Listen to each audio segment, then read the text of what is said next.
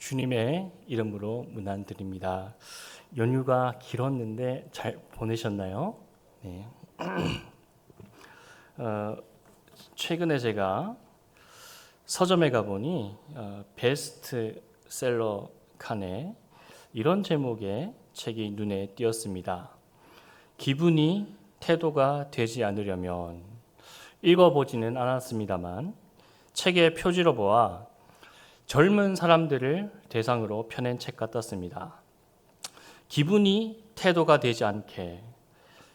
이 책이 많이 팔린 이유는 그만큼 기분대로 행동하는 사람이 많다는 뜻일 것입니다.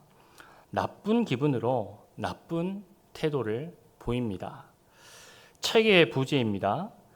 어리석은 사람은 기분을 드러내고 현명한 사람은 기분을 감춘다. 요즘 이런 말이 또 있습니다. 태도가 곧 실력이다. 참 요즘에 젊은 사람들이 공부를 많이 합니다. 공부 잘하는 것 실력입니다. 그러나 그것이 실력의 모든 것이라 말하기에는 좀 어려운 측면이 있습니다. 공부 열심히 해서 고득점, 높은 성적 받아서 괜찮은 직장을 얻었습니다. 그것이 끝입니까? 거기서부터 시작입니다. 비슷한 대학 나와서 비슷한 성적 받은 사람들끼리 모였습니다. 그 사람들끼리 모인 곳에서 대부분의 사람들은 교만하고 거만하고 부정적이며 어두운 사람들을 별로 좋아하지 않습니다. 긍정적이며 밝고 겸손하고 순종적인 사람을 대부분의 사람들이 좋아합니다. 태도가 곧 실력입니다. 한 교회에서 이런 일이 있었습니다. 이 조직신학 강의를 열고 역사신학 강의도 열었습니다. 신학교에서 배울 법한 그런 강의를 열어서 장로님, 권사님, 집사님들에게 가르쳤습니다. 이 성도들이 테이블에 앉으면 자신들이 배운 신학 강의를 줄줄줄 이야기했습니다. 종교개혁이 몇 년도에 일어났고 동서방교회가 몇 년도에 분열했고 이런 이야기들을 하는 것을 보았습니다. 많이 배웠습니다. 많이 하는 것 좋습니다. 많이 배워서 지적인 실력은 확장되었습니다. 그러나 사람을 따뜻하게 대하는 태도나 하나님을 경외하는 태도가 확장되었는지는 잘 모르겠습니다. 오늘 읽은 1편은 시편 1편은 율법 시편, 토라 시편이라 합니다. 역사적인 기술이 아닙니다. 이성을 가지고 날카롭게 논리적으로 쓴 글이 아닙니다. 교리도 아니요 조직신학도 아닙니다. 사람의 마음을 울리는 시로 시편 기자가 말하고 있습니다. 이 시편은 율법을 대하는 태도, 그러니까 성경 말씀을 대하는 태도를 가르칩니다. 오늘 시편을 살펴보건대 성경을 대하는 태도가 곧 신앙의 실력임을 볼 수 있습니다. 우리는 유교 문화권이라서 그런지 유교적으로 성경을 보는 태도를 지니고 있습니다. 사서삼경을 대하는 것과 비슷하게 성경책 필사하고 또 새벽 기도를 드리는 나라는 전 세계에 우리가 유일합니다. 유교는 철학이요 도덕입니다. 우리 조상으로부터 내려오는 이 기독교 신앙 전통이 벗어나고 이것을 좀 극복하기는 힘듭니다. 하지만 성경 시편을 읽고 공부하다가 영상되는 장면이 있습니다.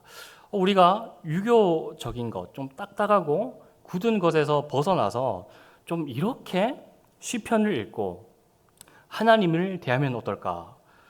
라는 한 장면이 떠올랐는데요. 멜로 영화의 한 장면처럼 연인들이 흥얼거리며 함께 노래하고 싶은 그런 장면이 시편을 읽다가 떠올랐습니다. 가슴 속에 있는 감정이 분출되는 것이 시편 곳곳에 나타나 있습니다. 마음이 즐거우면 노래합니다. 또 슬플 때도 노래합니다. 종교학에서는 예수님을 공자, 맹자와 같은 도덕적인 스승으로 봅니다. 성경을 바라보는 이 관점과 태도가 확연하게 신앙인과는 차이가 있습니다. 종교학에서는 예수님께서 하나님이시며 구원자시라는 내용을 좀 삐딱하게 바라보는 태도가 있습니다. 홍해가 갈라지는 기적, 오병이어의 기적도 신화처럼 받아들입니다. 삐딱하게 바라보죠.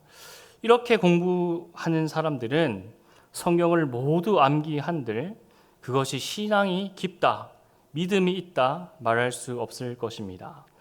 성경을 대하는 태도에 있어서 하나님께 좋은 점수 받을 수 없을 것 같습니다. 이 시편은 이스라엘 사람들이 살아가는 동안에 우러나온 이 교감을 노래한 신앙의 시 모음집입니다. 이 시들은 주전 15세기 출애굽부터 주전 5세기 포로 귀환 시기에 이르기까지 1천년의 세월 동안 쓰여진 시들의 모음집입니다. 모세의 시부터 고라의 시까지 수십 명의 저자들이 시를 쓰고 있습니다.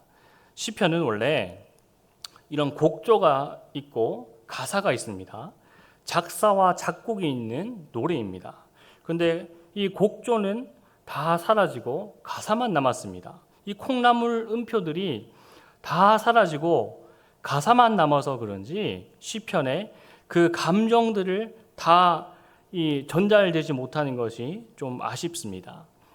애국가 전주만 들어도 느껴지는 이 감정들이 있지 않습니까? 그런 곡조들이 다 사라져서일까요? 시편에 이 감정선들이 많이 옅어졌습니다. 본래 시편의 이 노래들은 공식적인 제사에서 찬양대가 불렀고 또 개인의 경건 생활을 위해서 생활에서 이 시편을 사용했습니다. 이 시와 노래에는 슬픔이 있고 기쁨이 있습니다.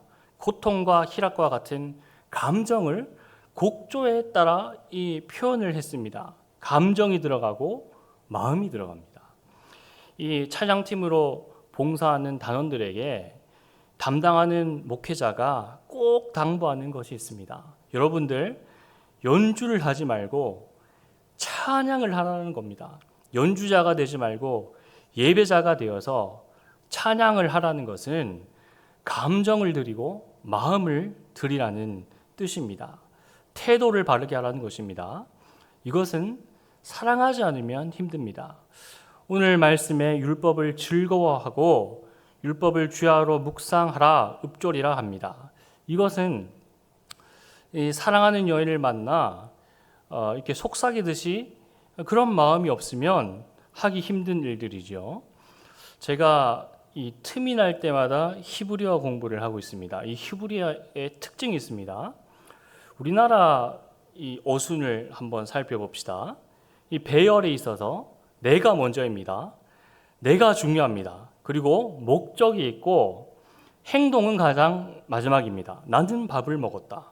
행동이 가장 마지막에 있습니다. 이 우리가 틀렸고 서양인들과 이스라엘 사람들이 다 맞다. 이것을 말하는 것이 아닙니다. 말의 차이를 설명합니다.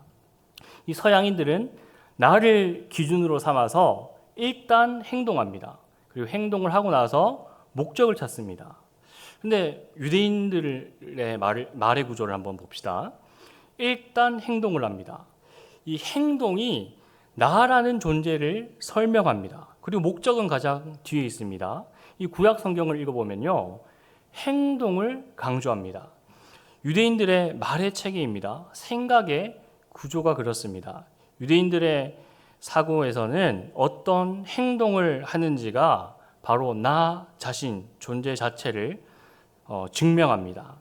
또 태도가 가장 잘 나타나는 것이 바로 행동입니다.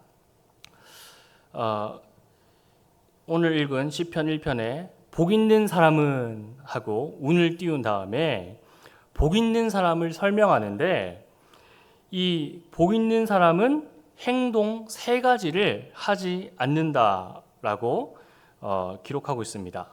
아니하고 라고 기록합니다. 이 아니하고는 로라는 히브리어의 말입니다. 이 로, 우리나라 뜻이 이 발음이 이렇게 납니다. 로라고 말한 뒤에 이 행동을 하지 마라 설명을 하고 있습니다. 호세아가 음란한 여인 고멜과 결혼해서 자녀들을 낳습니다.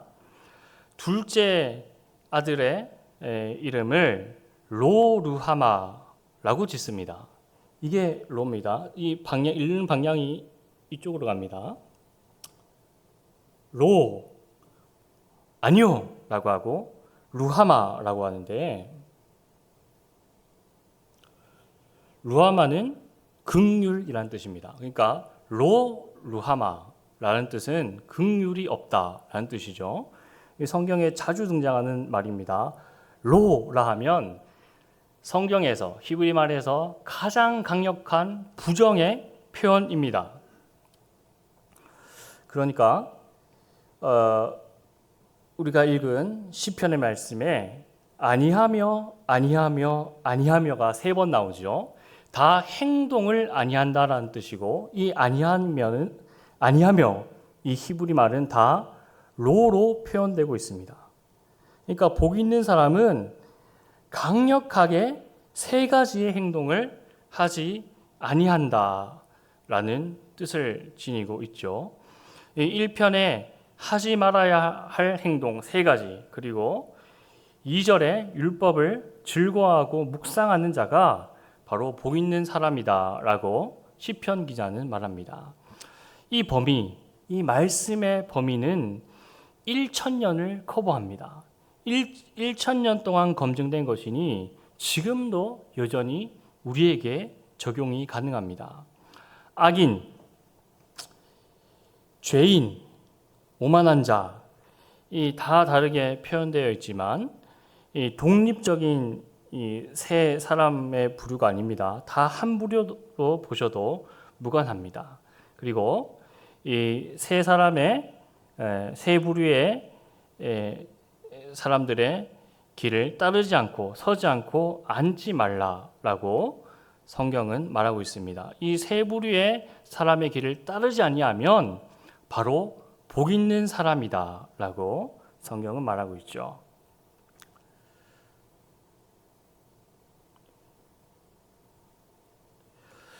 먼저 이 악인들의 꾀를 쫓지 아니하며 이 사람이 복 있는 사람이다라고 설명을 합니다. 이 꾀는 충고, 모략, 개교라는 뜻이 있습니다. 악인들의 모략과 개교는 하나님 없이도 행복하며 형통할 수 있다는 속삭임입니다.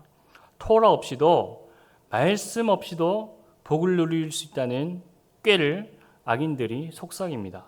그것을 쫓지 아니하는 사람이 복이 있다, 시편은 말하고 있습니다. 쫓는다는 의미는 함께 걸어간다, 따라간다, 그런 의미가 있습니다. 율법의 핵심이 하나님 사랑과 이웃 사랑입니다. 하나님을 버리고 사람을 억압하고 착취하면 너는 성공하고 형통할 수 있다는 악인들의 말입니다. 그 말을 따르지 아니하는 자가 복 있는 사람이다, 이 시인은 말하고 있습니다.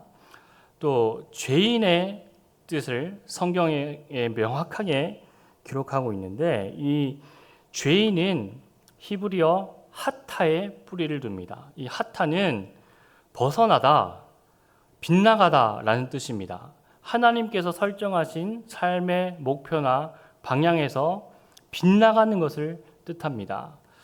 즉, 이 죄인이란 단어는 벗어나서, 빗나가서 길에서 비틀거리는 사람을 표현합니다. 꼭 눈에 보이는 죄를 저지른 범죄자가 재판을 받을 때 쓰는 용어가 아닙니다. 하나님의 길에서 벗어난 사람을 죄인이라 합니다. 그렇다면 이 죄인의 반대되는 의미를 성경에서 찾아보자면 바로 토라입니다. 이 토라는 야라라는 단어에 뿌리를 두는데, 화살을 쏘다, 정확하게 나아가다, 가르치다 라는 뜻이 있습니다. 그러니까 이 죄의 반대말이 토라입니다. 죄는 하나님께서 벗어나는 행동입니다. 반대로 이 말씀 토라는 하나님께로 향해 나아가는 행동의 과정을 설명합니다. 그리고 서다 라는 그 의미는 고정되어 움직이지 않는다는 표현입니다. 이미 죄의 길에 발을 깊이 넣고 있어서 돌이키기 힘든 상태를 말합니다. 그리고 세 번째, 오만한 자들의 자리에 앉지 아니하고, 이 오만한 자로 번역된 이 히브리어 원어는 레침이라는데, 이 레침은 입술을 삐죽거리는 모양을 나타내는 단어입니다. 후에는 조롱하다라는 의미로 확대해서 사용됩니다. 그러니까 오만한 자, 이 사람들은 하나님의 말씀에 따라 사는 사람들을 조롱하고 비난하는 사람들을 뜻합니다. 그러니까 위에 있는 악인과 죄인보다는 좀 더 적극적으로 하나님의 반대편에 선 사람들입니다. 이 조롱하는 사람들, 하나님의 길을 따르는 사람들을 비판하는 그 자리에 앉지 마라 라고 말하는데, 이 앉다라는 의미는요, 잠깐 앉다라는 뜻이 아닙니다. 한 장소에 오랫동안 거주한 것을 의미합니다. 그러니까 하나님의 뜻에 따라 사는 사람들을 비난하고 조롱하는 사람들, 그 사람들과 함께 거주하지 아니하는 자는 복 있는 사람이다 라는 뜻입니다. 이 로라는 히브리어는 가장 강한 부정이라 말씀을 드렸습니다. 이 하지 말아야 할 행동 세 가지를 들었습니다. 따르지 않고, 서지 않고, 앉지 않는 사람이 복 있는 사람이다. 이 강한 세 가지의 부정을 들었고, 또 한 가지만 행하면 복 있는 사람이 됩니다. 그것은 바로 율법을 즐거워하여 주야로 묵상하는 자로다. 이 즐거워하다, 이 표현은 최고의 즐거움, 절정의 표현입니다. 그 대상을 사랑하면 즐겁습니다. 사랑하는 여인을 만날 때 젊은 이들이 할 이야기가 많죠. 시시콜콜한 이야기를 다 공유합니다. 쓸데없는 이야기들을 희덕거리면서 나눕니다. 미주알, 고주알, 속삭이는 것입니다. 이 성도의 최고의 신앙의 실력, 태도는 하나님을 즐거워하는 것입니다. 상대방과 함께 있으니 즐겁습니다. 밤낮 말합니다. 속삭입니다. 성경에서 묵상하다라고 번역된 하가라는 말은 본래 무언가를 계속해서 중얼거리는 것을 의미합니다. 그러니까 사랑하는 사람을 만나서 티타임을 가지며 하루 종일 이런 별로 중요하지 않은 이야기를 나누는 것을 의미하죠. 제 외가가 구미시 고아읍 개평리에 있습니다. 그 작은 마을에 선교사님께서 복음을 전하셨고, 대대로 신앙을 지키면서 농사를 짓는 작은 농촌 마을입니다. 외할아버지가 장로님이셨는데 담벼락 하나를 경계로 이 교회와 외갓집이 위치했습니다. 이 외할아버지께서 새벽종을 치시는 일로 하루를 여셨습니다. 지금은 외숙부님이 젊은 사람들이 다 떠난 그 시골 교회 장로로 섬깁니다. 한 번씩 외가에 가면 그 구닥다리 카세트 테이프 녹음 기능을 켜놓고 외가 식구들이 로마서를 암송했습니다. 이 성경책 덮고 펴놓지 않고 로마서를 처음부터 끝까지 암송을 했습니다. 그리고 다 암송을 하면 녹음 기능 버튼을 끄고 녹음한 것을 다시 재생을 했습니다. 그리고 성경책을 펴서 틀린 것이 있는지 없는지 확인을 했습니다. 외가 식구들이 이 괴평리에 있는 괴평교회에 출석하는데 교회에서 시켜서 한 일이 아닙니다. 말씀에 대한 갈망이 있으니 암송을 하는 것입니다. 농사 다 짓고 나서 집에 들어와서 다른 거 하지 않습니다. 그거 켜놓고 말씀을 읽는데 그것을 즐거움으로 여기는 외가 식구들의 모습이 선명하게 기억에 남습니다. 그래서 그 외갓집에서는 목사님들이 참 많이 배출됐습니다. 집안에서 찬송 소리가 울려 퍼지고 성경 암송하는 소리가 공간을 가득 메우면 집안의 공기가 달라집니다. 쉐마의 말씀이 가정의 등불이 되어 식구들과 자녀들을 인도할 것입니다. 성경에 복 있는 사람을 시냇가에 심은 나무로 표현합니다. 이 시냇가에 심은 나무는 좀 섬세하게 번역을 하면 시냇가로 옮겨 심은 나무입니다. 나무의 본래 위치는 물이 없는 광야입니다. 이스라엘 땅 이렇게 한번 살펴보시면 나무의 키가 작습니다. 강수량이 적고 땅이 척박해서 나무가 좀 크게 자라지 못합니다. 그래서 이스라엘에서는 건축이 필요할 때 큰 나무를 레바논 같은 곳에서 수입해서 사용했습니다. 시냇가에 심은 나무는 비틀어 말라 죽어가는 광야의 나무를 시냇가로 옮겨 심은 것을 뜻합니다. 제가 아는 분이 마당이 넓은 주택에 사시다가 다른 주택으로 이사를 갔습니다. 그때 나무를 옮겨 심었습니다. 그분이 이제 나무를 옮겨 심은 이야기를 제게 들려주시는데요.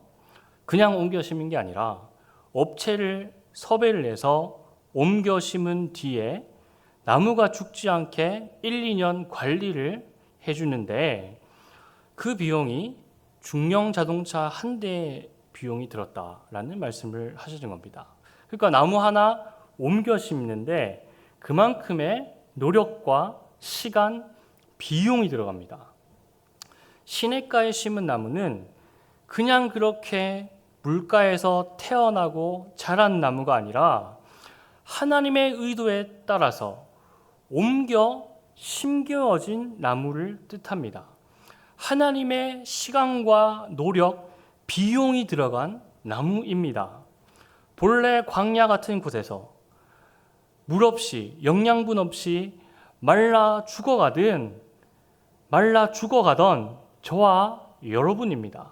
그런데 하나님께서 시냇가로 옮겨 심은 것입니다. 하나님의 인내와 열심, 희생으로 우리는 불타는 광야에서 물이 넘쳐나는 시냇가로 옮겨 심겨졌습니다. 하나님 나라에서 멀어졌던 저와 여러분이 하나님 나라로 옮겨 심겨진 것입니다. 로마서 7장 24절 25절입니다. 오호라 나는 공고한 사람이로다. 이 사망의 몸에서 누가 나를 건져내랴. 우리 주 예수 그리스도로 말미암아 하나님께 감사하리로다. 사망에서 생명으로 구원해 주신 하나님께 감사하며 가을에는 더욱 시편을 깊이 묵상하고 하나님을 찬송하는 저와 여러분 되시기를 바랍니다.